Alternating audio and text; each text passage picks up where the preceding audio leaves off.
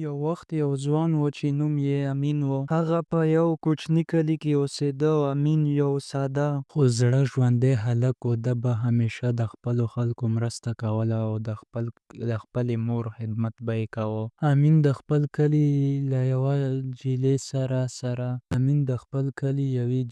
جلیلې سره مینه کوله. جلیلې هم د امین سره زوړې او رښتونکې وعدې کړې وې. دواړه به هره ورځ د روډ په غاړه یو ځای کېناستل، د سبا خوبونه به یې وینل. خو یوه ورځ جلیله ناڅاپه د کلي ورکه شوه.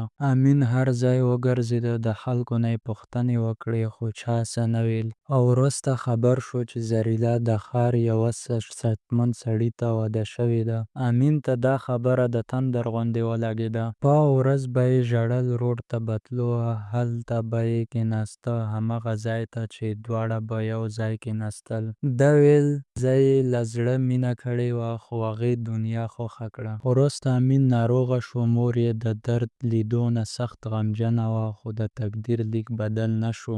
یو ماښام باران و، روډ چپه و. امین هماغه خپل ځای ته لاړو او هغلته یې په یخ کې ناست و. وروسته یې ساه وخته. یوازې یوه پاڼه شاته پرېښودې وه چې لیکلي وو: زه لاړم، خو مینه مې نه ده مړه شوې. مینه باید صداقت نه د دنیا لپاره وي، د بې وفایۍ زخم د روح مرګ دی.